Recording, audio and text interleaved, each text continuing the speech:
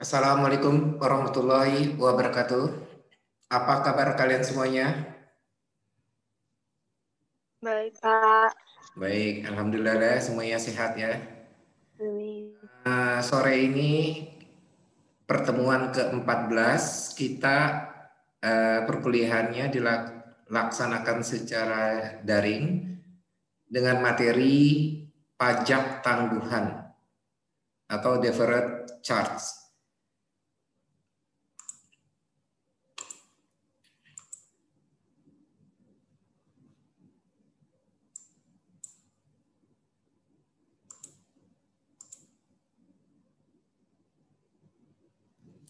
Berbicara tentang pajak tangguhan, itu diatur di PSAK 46 tentang akuntansi pajak penghasilan. Jadi istilah pajak tangguhan ini dikenal di dalam akuntansi ya, karena tercantum di PSAK 46. Mengapa harus ada pajak tangguhan? Ini sebenarnya sudah pernah saya jelaskan di pertemuan pertama, ya, di mana penerapan akuntansi dan pajak ada sedikit perbedaan. Akuntansi berdasarkan PSAK, sedangkan pajak berdasarkan undang-undang. Sehingga dalam penerapannya ada perbedaan, di mana perbedaan itu ada dua jenis, yaitu beda tetap atau beda permanen. Yang kedua adalah beda waktu atau beda temporer. Nah, kalau kita bicara beda waktu atau temporer, di sinilah muncul nanti akibat yang ditimbulkannya itu salah satunya adalah pajak tangguhan. Nah, bicara pajak tangguhan, kita bicara aset pajak tangguhan, liabilitas pajak tangguhan, beban pajak tangguhan, dan pendapatan pajak tangguhan. Kita mulai definisi pajak tangguhan.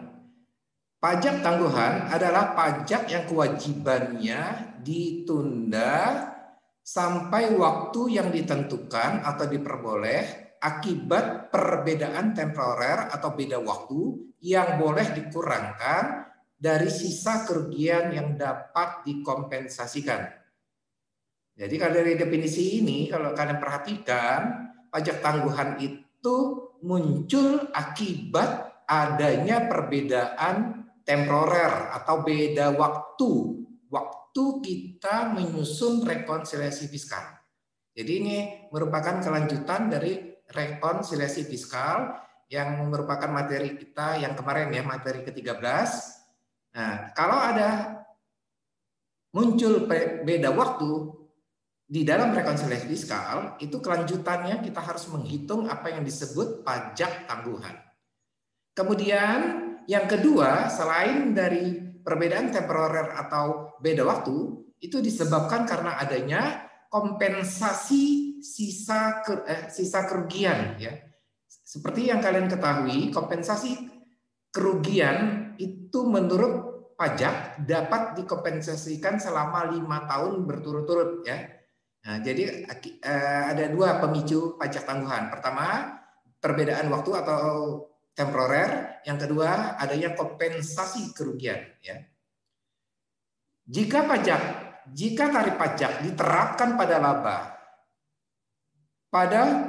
laba komersial atau laba akuntansi, ya, kemudian tarif pajak yang sama kita terapkan terhadap penghasilan kena pajak atau laba kena pajak, maka hasil keduanya itu pasti berbeda ya.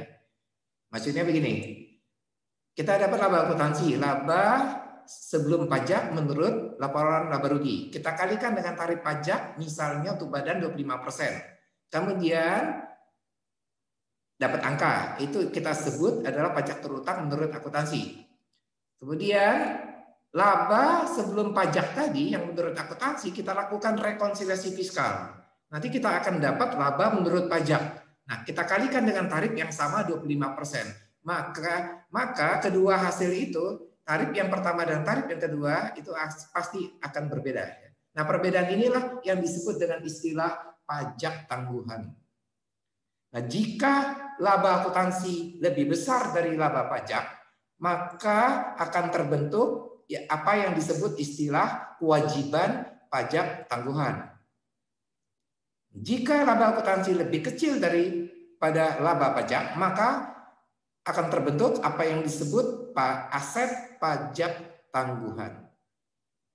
Kurang lebih memahaminya seperti ini, ya. Saya beri contoh biar mudah memahaminya.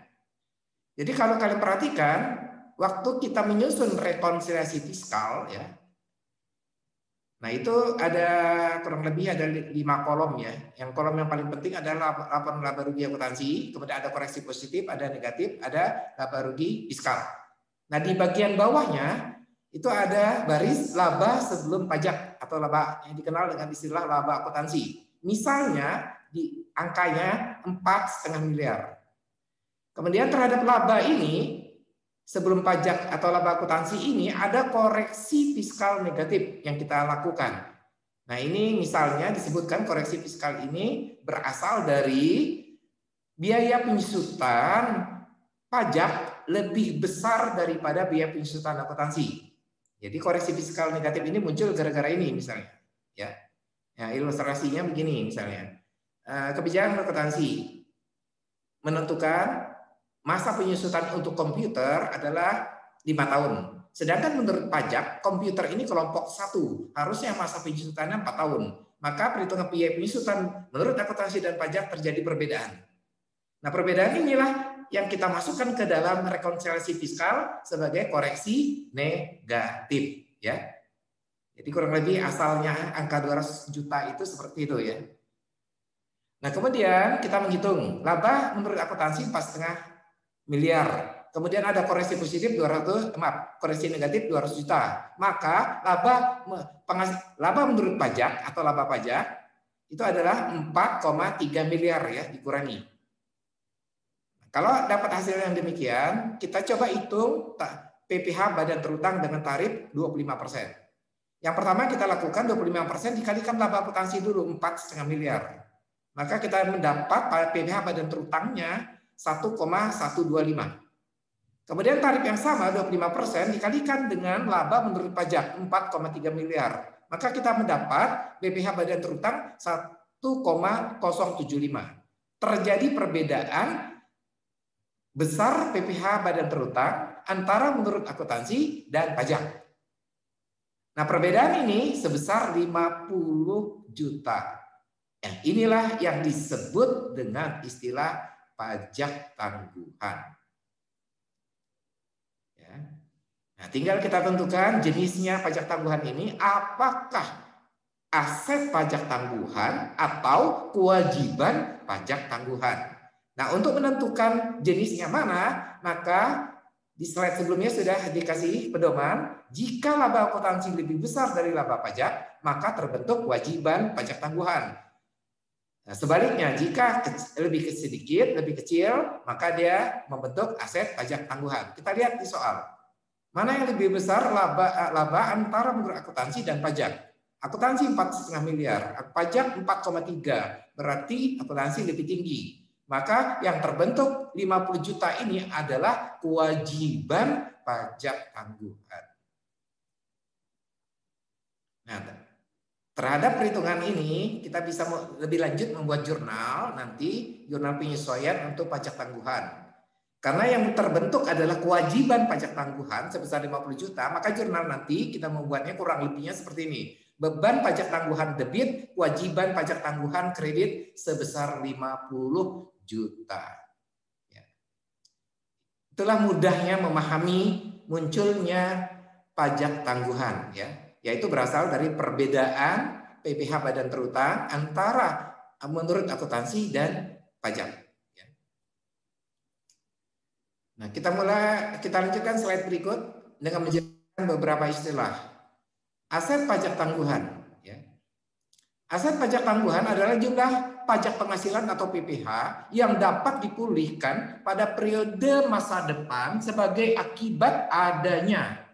Yang pertama, perbedaan temporer atau beda waktu yang boleh dikurangkan. Kemudian yang kedua, akumulasi kerugian yang belum dikompensasikan. Terus ditambah yang ketiga, akumulasi kredit pajak yang belum dimanfaatkan dalam hal peraturan perpajakan mengizinkan. Tadi saya sudah jelaskan pemicu munculnya pajak tangguhan ada dua, yaitu adanya beda waktu, ya, beda waktu. Kemudian kedua ada kompensasi kerugian, ya. Aset pajak tangguhan timbul apabila beda waktu yang menyebabkan terjadinya koreksi positif. Jadi lebih spesifik lagi, ya. Jadi kalau munculnya beda waktu, jenisnya koreksi positif, maka yang muncul pasti aset pajak tangguhan, ya. Sehingga beban pajak menurut akuntansi lebih kecil daripada beban pajak menurut ketentuan perpajakan. Jadi kata kuncinya untuk menentukan itu adalah laba pajak lebih besar dari laba akuntansi. Ya. Yang ini yang diakibatkan munculnya adalah adanya koreksi positif. Karena koreksi positif seperti yang kalian ketahui adalah sebuah koreksi yang berakibat laba pajak menjadi lebih tinggi, ya.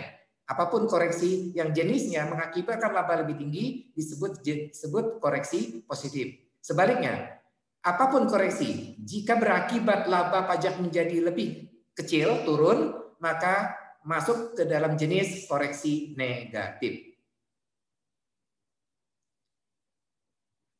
Kita lanjutkan istilah kewajiban pajak tangguhan.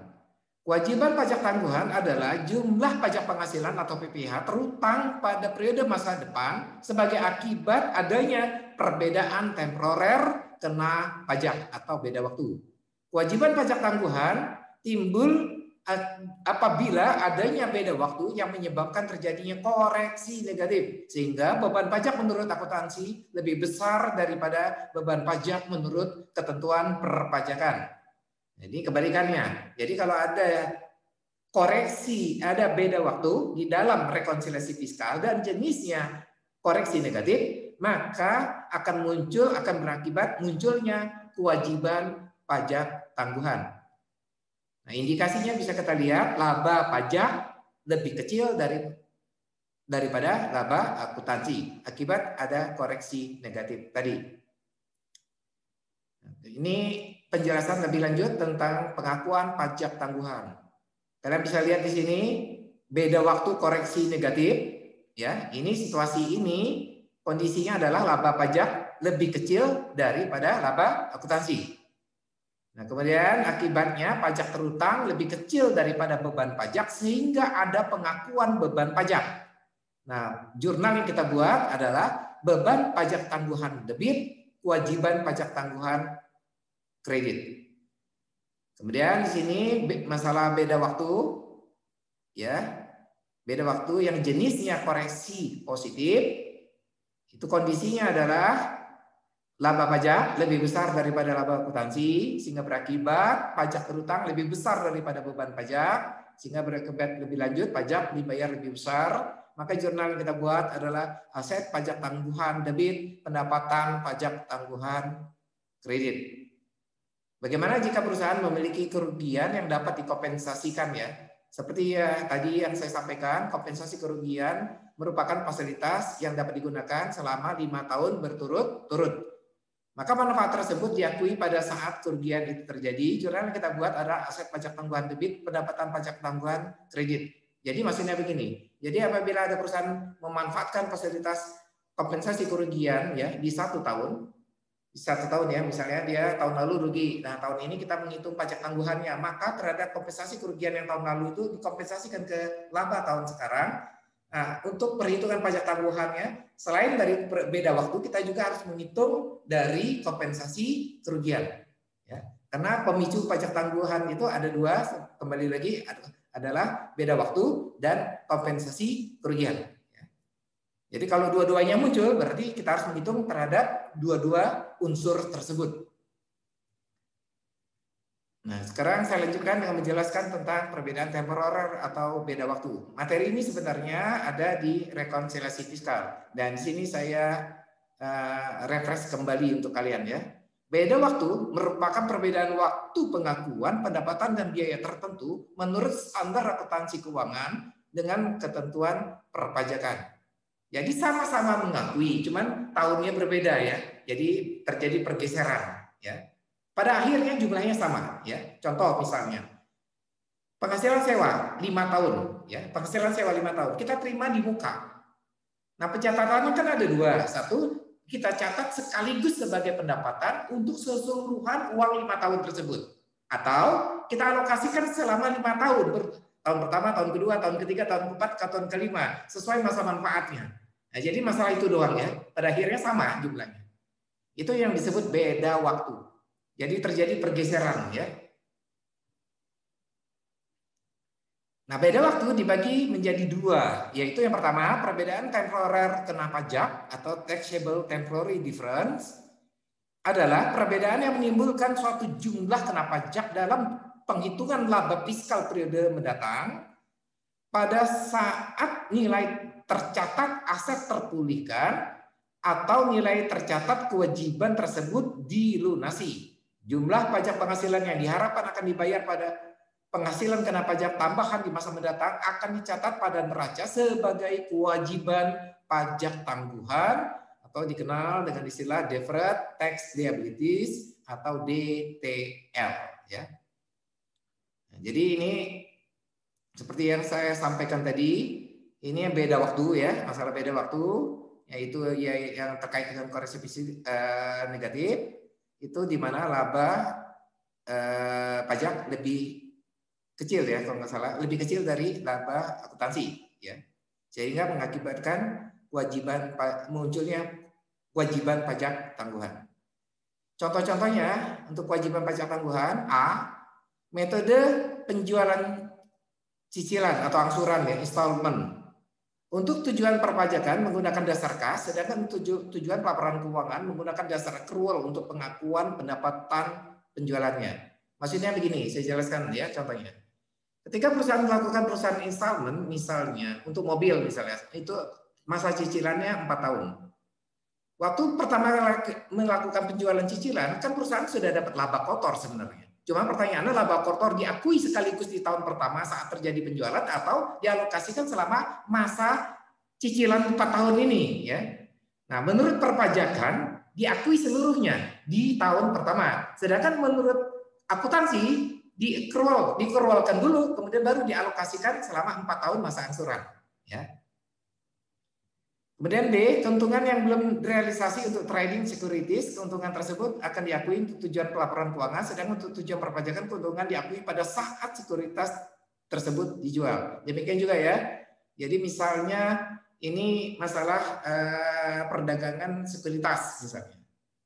Nah, seperti yang kalian ketahui bahwa untuk saham dan obligasi itu harus diakui sebagai di akhir tahun itu harus diukur kembali menggunakan nilai pasar ya, nilai wajar. Maka terjadilah perbedaan antara nilai wajar dengan nilai perolehannya.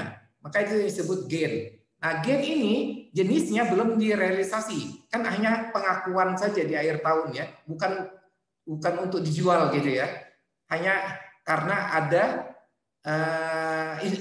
kewajiban menurut PSAK saja. Pada akhir tahun kita harus mengakui nilai wajarnya. Nah, waktu kita mengakui nilai wajar, maka kita harus mengakui juga ada gain atau loss ya. Cuma gain dan loss ini kan belum terrealisasi karena untuk pengakuan saja. Nah, menurut akuntansi itu dicatat. Tapi kalau menurut pajak nggak usah, karena kan aset itu belum dijual ya. Nah, perbedaan itulah mengakibatkan munculnya pajak tangguhan. Kemudian yang ketiga, metode penyusutan aset tetap untuk tujuan pelaporan keuangan dan perpajakan. Prinsipnya sama, cuma seringkali metode. Berbeda lagi masa manfaatnya ya. Nah, perbedaan inilah mengakibatkan munculnya kewajiban pajak tangguhan.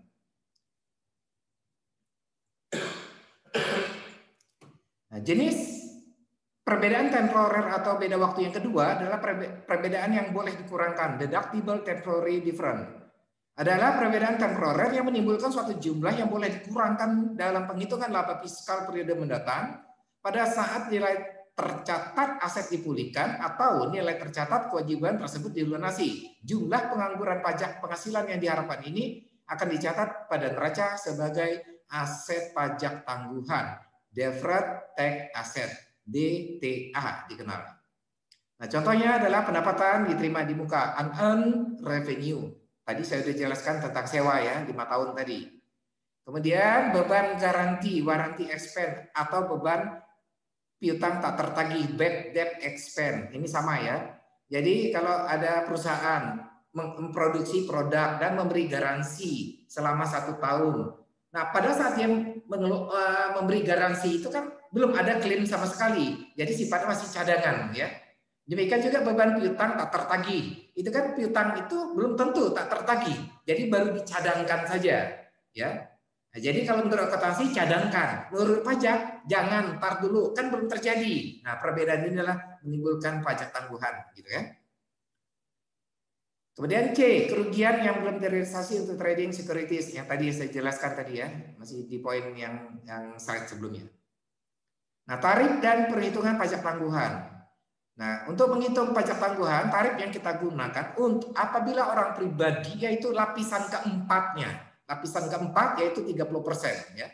Karena seperti yang kalian ketahui untuk orang pribadi, tarif pajak untuk orang pribadi ada 4 lapisan, 5%, 15%, 25%, 30%. Jadi untuk pajak tangguhan kita gunakan tarif keempatnya.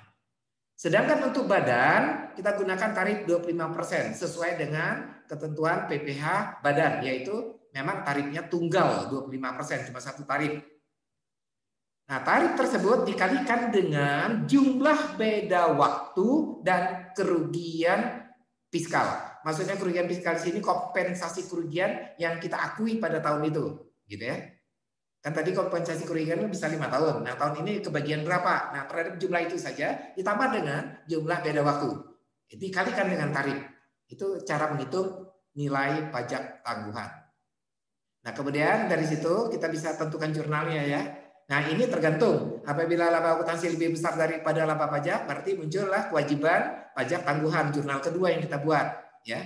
Jadi jurnalnya beban pajak tangguhan debit, kewajiban pajak tangguhan kredit. Angkanya dari perhitungan yang tarif tadi.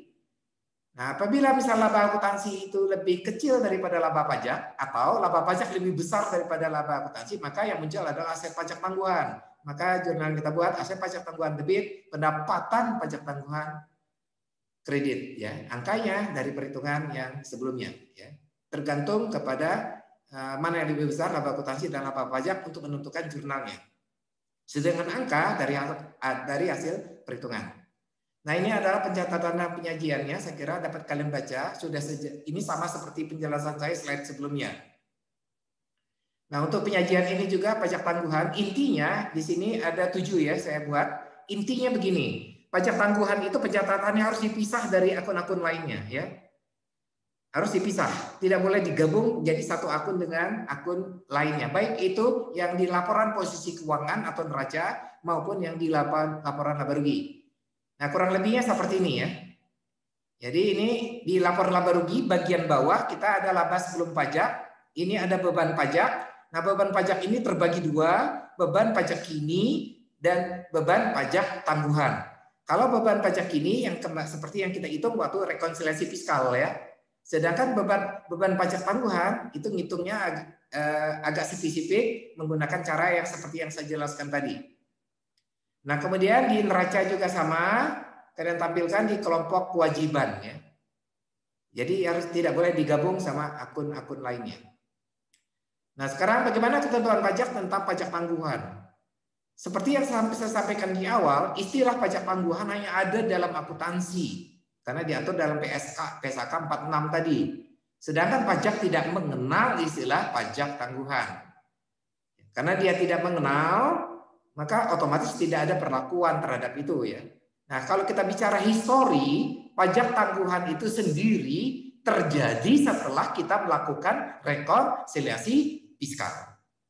Jadi dengan sendirinya tidak merupakan bagian koreksi positif dan negatif ya, karena sudah terjadi koreksi baru kita menghitung beban pajak tangguhan ya. Jadi dengan sendirinya tidak ada pengaruhnya ke ke pajak yang terutang Kita coba memahaminya lewat contoh. Kalian bisa lihat. Contoh nomor 1.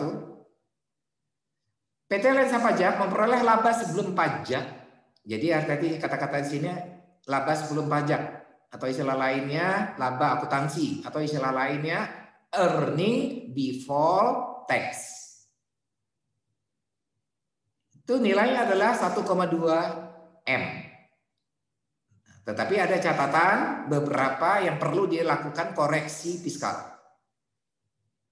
Yang pertama adalah yang jenisnya beda tetap atau permanen. Ada 1 sampai 7 ya. Saya tidak bacakan ya, kalian sudah lihat tahu. Nah, ini saya cuman pendapatan bunga deposito. Kenapa permanen? Karena dia merupakan penghasilan yang dikenakan PPh final. Saya review alasan kenapa dia dikoreksi ya. Pendapatan bunga deposito karena dia merupakan penghasilan yang dikenakan PPh final. Beban jamuan tanpa daftar nominatif, dikoreksi beban ini. Kenapa? Karena tidak ada penjelasan dengan siapa jamuan makan tersebut. Nggak ada keterangan, nggak ada daftar nominatifnya. Itu dikoreksi fiskal. Pendapatan sewa bangunan, ini karena merupakan penghasilan yang dikenakan PPh final. Beban bunga pajak, itu dikoreksi. Jadi beban administrasi pajak apapun dikoreksi fiskal. Beban pemberian fasilitas dalam bentuk natura, itu natura itu artinya tidak berbentuk uang ya, bisa berbentuk barang. Itu dikoreksi karena itu kan menambah kesejahteraan kepada si penerimanya, sedangkan si penerimanya tidak dikenakan pajak, gitu ya. Pendapatan jasa giro itu merupakan penghasilan yang dikenakan PPh final. Beban pajak penghasilan itu dikoreksi fiskal. Jadi kalau bicara beban pajak, hanya PPh, pajak penghasilan yang dikoreksi fiskal. Kalau PPN tidak, kalau PBB tidak, ya. Kita lanjutkan kemudian penjelasan tentang beda waktu temporer. Ada 2 di sini. Penyusutan komersial 60 juta lebih rendah dari penyusutan fiskal. Coba kalian pahami. Berarti beban penyusutan akuntansi lebih kecil dari penyusutan fiskal, ya. Kemudian berikutnya amortisasi fiskal 30 juta lebih rendah daripada amortisasi komersial. Ini berarti beban penyusutan pajak, saya ulangi, beban amortisasi menurut pajak lebih kecil dari beban amortisasi menurut akuntansi. Atau dibalik, beban amortisasi menurut akuntansi lebih besar 30 juta daripada beban amortisasi menurut pajak. Ya bisa dibalik ya, memahaminya. Kemudian diketahui kredit pajak yang sudah dibayar selama 1 tahun. Ada pasal 22, 23, 24, 25. Ini kredit pajak menjadi pengurang pajak ya. Kemudian ini pertanyaannya, berapa penghasilan kena pajak 2 tahun 2019? Berapa PPh kurang atau lebih bayar 2019? Kemudian tentukan apakah aset atau kewajiban pajak tangguhan yang timbul. Kemudian buatlah jurnal dan seterusnya ya.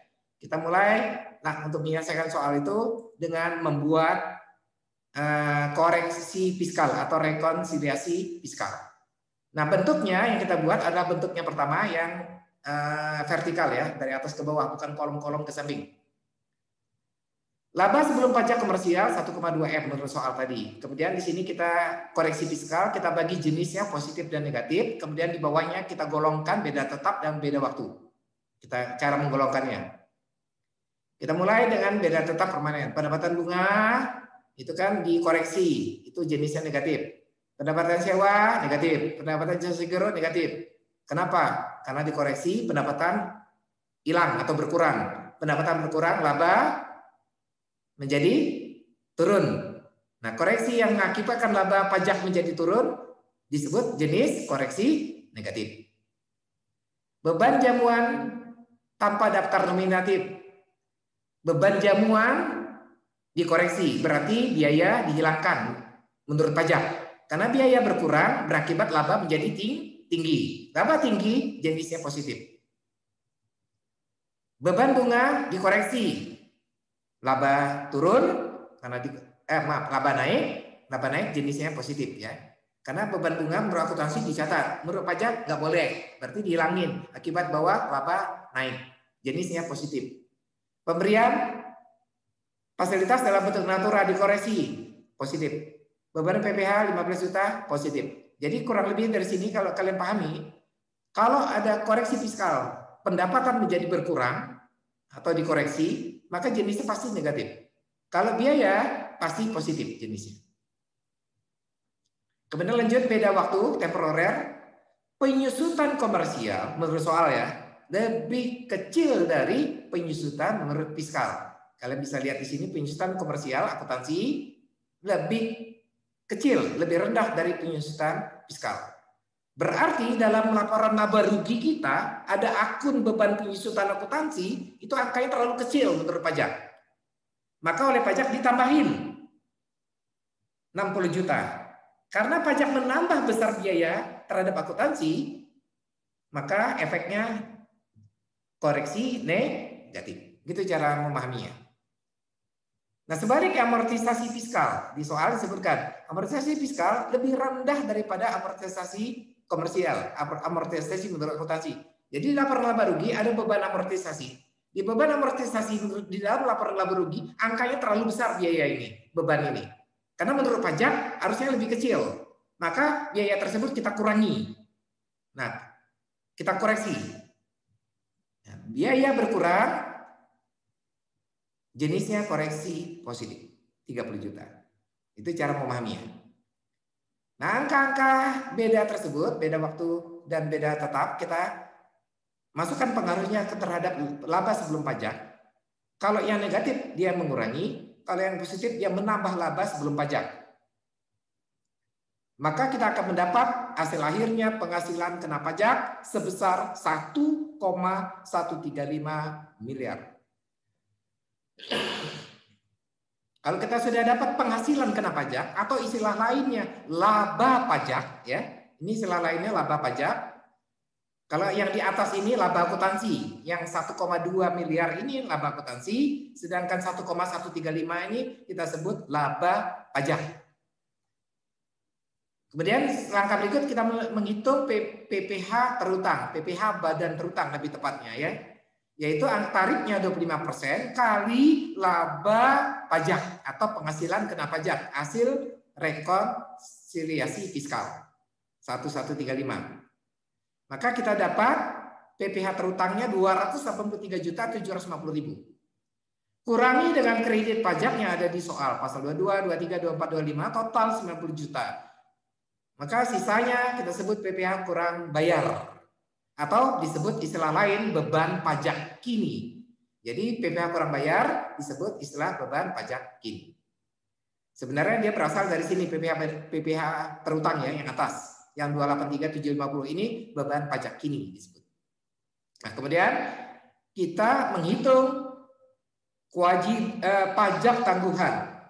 Jadi kita menghitung pajak tangguhan terlebih dahulu.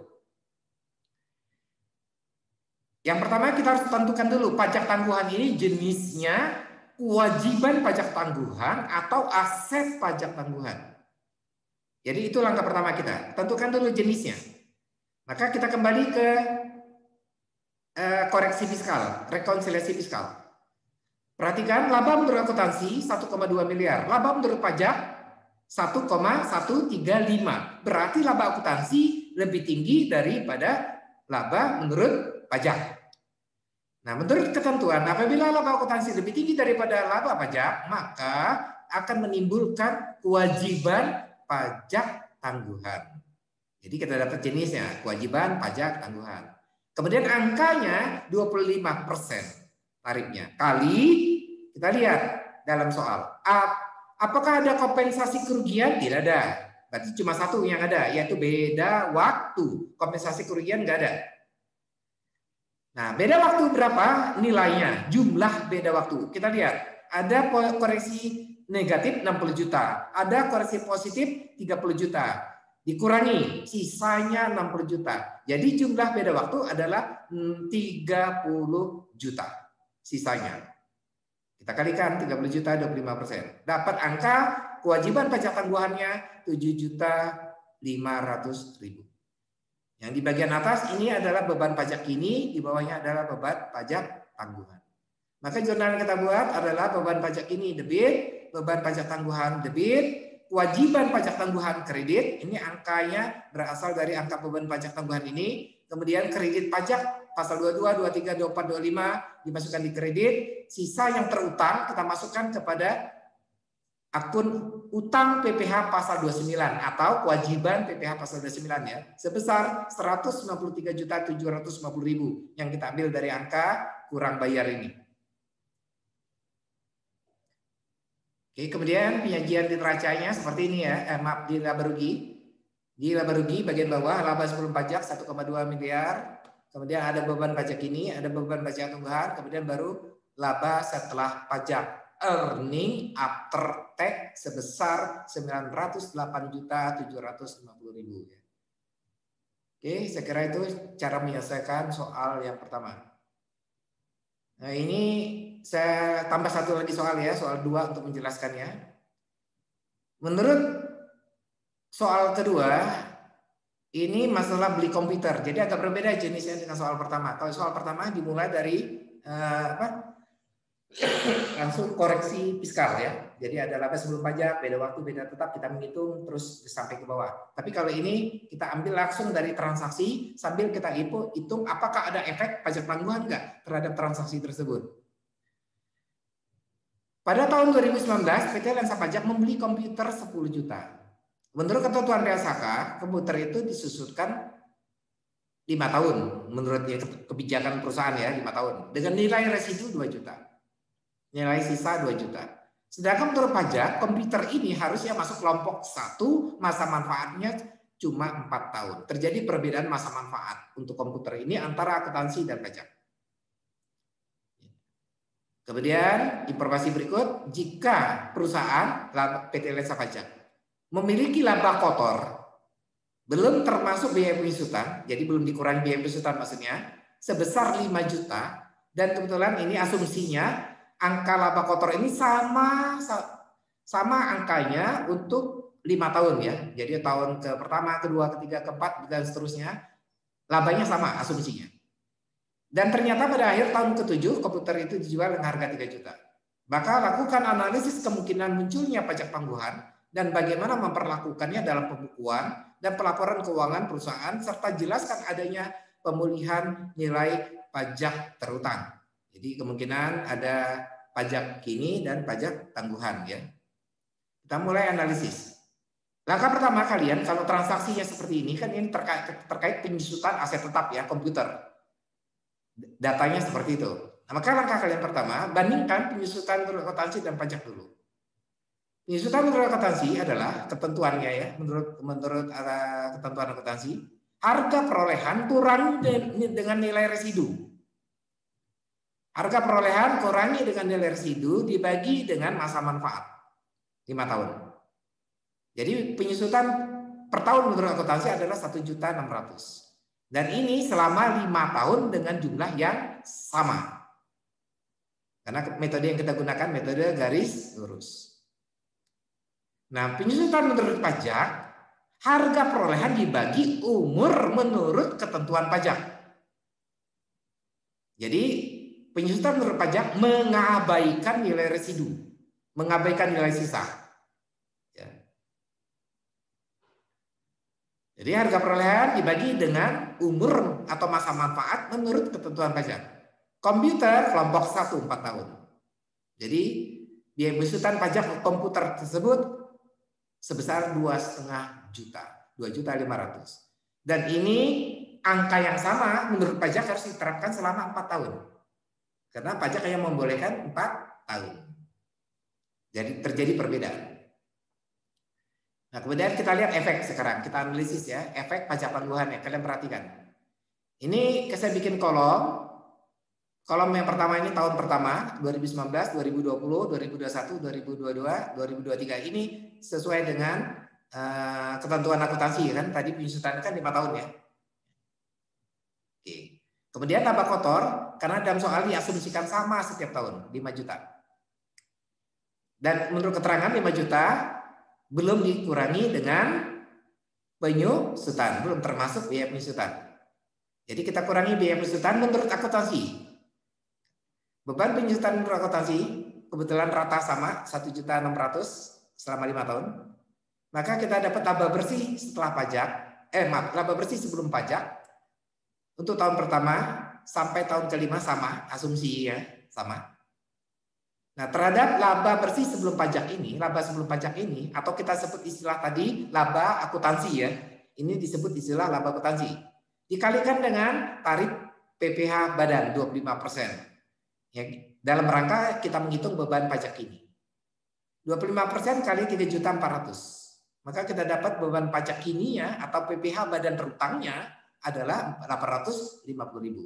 Demikian juga tahun kedua PPh badan terutangnya 850.000 dan seterusnya. Karena kebetulan asumsinya sama untuk 5 tahun. Oke, selesai. Ini menurut akuntansi.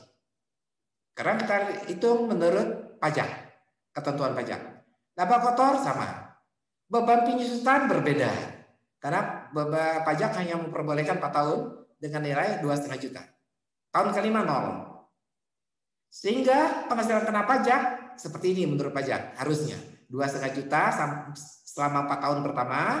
Nah, kemudian untuk tahun kelimanya 5 juta penghasilan kena pajaknya karena beban penyusutannya 0.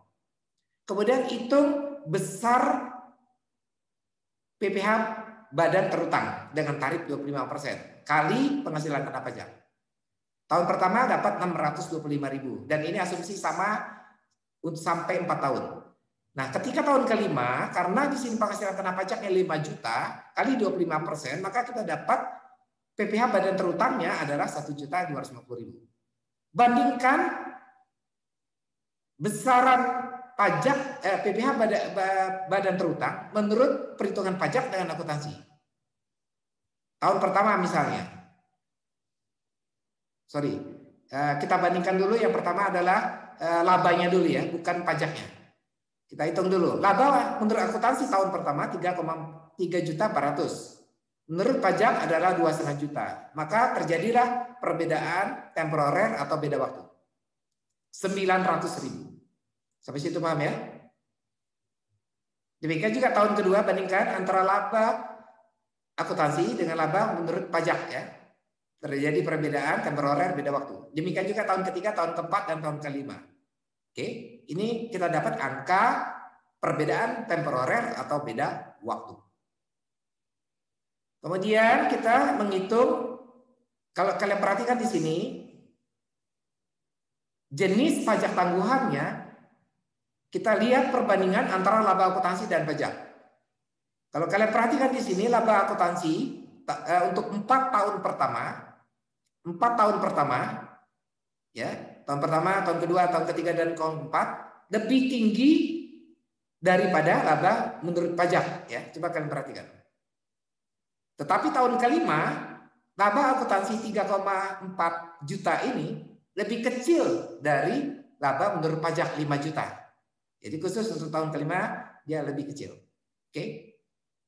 Berarti kalau kita bicara ketentuan pajak tangguhan, apabila laba akuntansi lebih tinggi daripada laba menurut pajak untuk tahun pertama sampai ke tahun keempat, maka yang muncul adalah kewajiban pajak tangguhan. Nah, kewajiban pajak tangguhan di sini, kalau kalian perhatikan, kita dapat ada caranya 2. Kalian perhatikan ya, caranya 2. Yang pertama caranya, PPh badan terutang menurut akuntansi berapa angka di sini? 850.000. PPh badan terutang menurut pajak 625. Selisihnya berapa? 225.000. Nah, ini angka kewajiban pajak tangguhan. Atau cara lainnya, 25% dikalikan jumlah beda waktu, yaitu 900.000. Maka kalian akan mendapat perkaliannya dengan 25% adalah 225.000. Jadi ada 2 cara kita mendapat angkanya. Oke? Lakukan sampai tahun keempat. Nah, maka kalian akan mendapat akumulasi ya, jumlah keseluruhan kewajiban pajak tangguhan dari tahun pertama sampai tahun keempat adalah 900.000. Yaitu berasal dari tahun pertama 225, kemudian tahun kedua 225 dijumlahin, tambah tahun ketiga, tahun keempat. Totalnya 900.000. Ini adalah jumlah kewajiban pajak tangguhan. Tetapi kewajiban pajak tangguhan ini berkurang karena di tahun kelima yang muncul adalah aset pajak tangguhan. Tahun kelima ini yang muncul bukan kewajiban pajak tangguhan, tetapi aset pajak tangguhan. Kenapa aset? Karena laba akuntansi lebih kecil daripada laba menurut pajak. Nah, ini adalah aset. Maka total, kalau kalian perhatikan di sini, total kewajiban pajak tangguhan 900.000, muncul aset pajak tangguhan sebesar 400.000, maka kewajiban pajak tangguhan tersisa 500.000. Ya. Nah, untuk jurnalnya kalian bisa lihat di sini, beban pajak tangguhan debit 225, ini setiap tahun ya jurnal penyesuaian dibuat, kemudian kewajiban pajak tangguhan kredit 225. Demikian juga tahun kedua buatkan penyesuaian, tahun ketiga buatkan penyesuaian, tahun keempat buatkan jurnal penyesuaian yang sama, ya, karena kebetulan asumsi tadi perhitungannya sama. Tetapi menjadi berbeda ketika tahun kelima.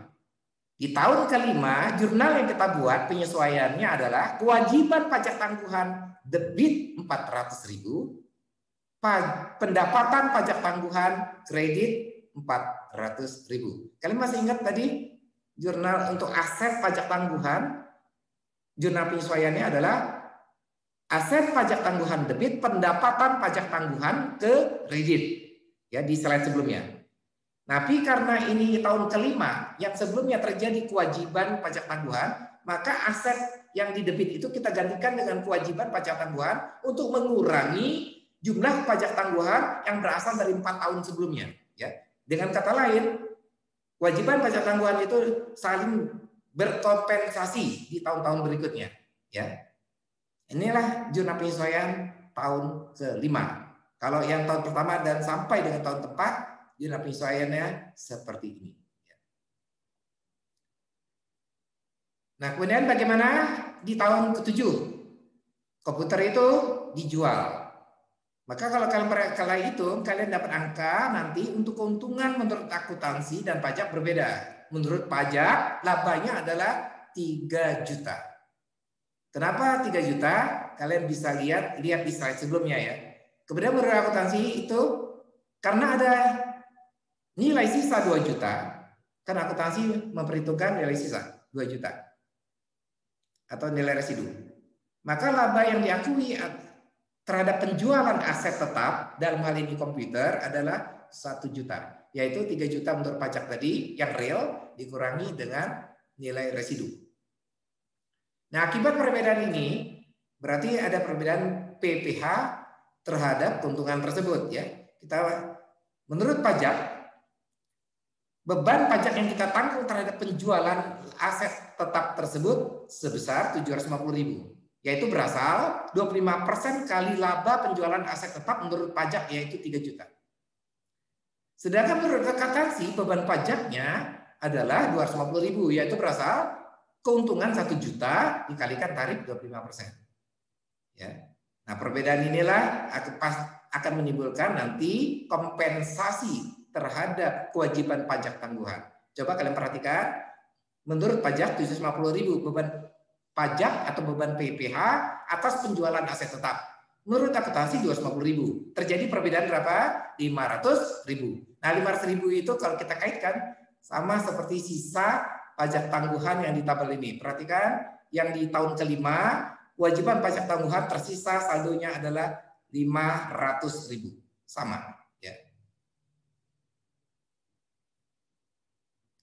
Selebihnya kalian bisa baca rinci untuk memahami contoh kasus tersebut. Oke, saya kira cukup contoh kedua. Nah, contoh ketiga kalian bisa baca sendiri dan pahami. Kurang lebihnya seperti yang saya jelaskan tadi.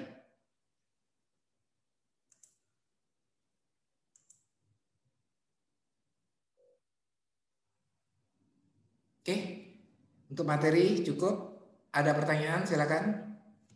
Bapak, saya mau nanya. Ya. Kan kalau misalnya tadi di contoh Bapak kan langsung laba kotor ketahuannya atau enggak laba sebelum pajak gitu ya Pak. Nah terus kalau misalnya laba kotornya belum ketahuan tuh kayak misalnya pendapatan perusahaan terus itu sama beban lain selain depresiasi, berarti itu nanti buat laba kotornya bukan Pak? Gimana, bisa diulangi? Kurang jelas. Kalau misalnya kayak di soal latihan Bapak itu loh Pak, kan keterangannya tuh adanya pendapatan perusahaan sama sama beban selain depresiasi. Nah, itu tuh buat ngitung laba Kan berarti kotornya bukan, Pak? seperti contoh soal yang pertama, hitung dulu.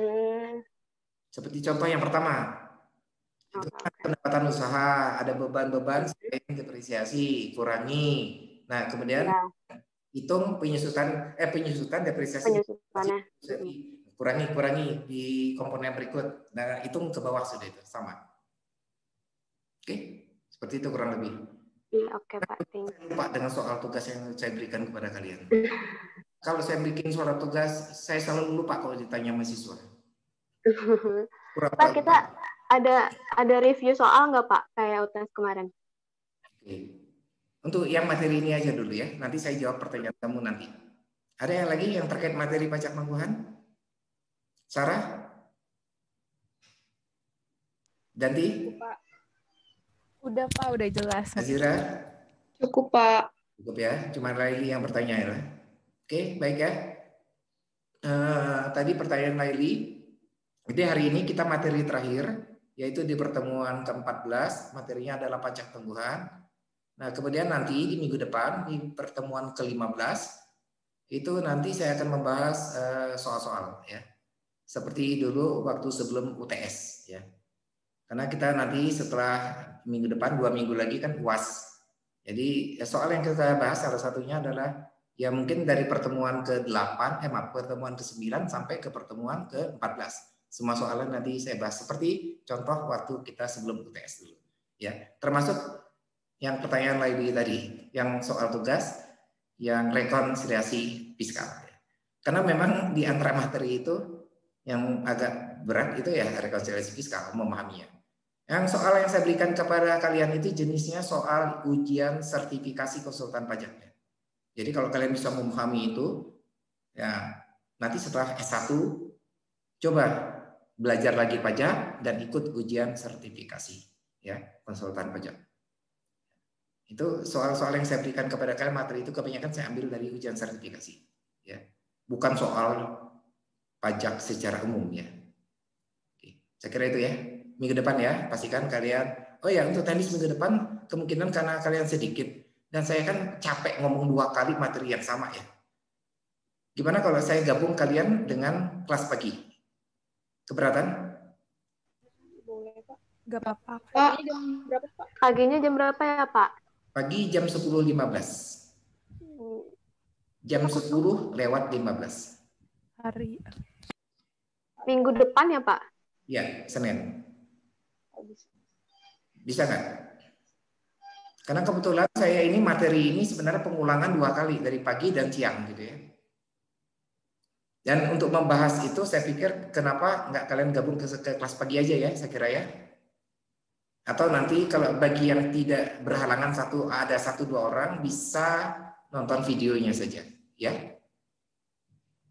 Bisa, Pak. Kita minggu depan kosong.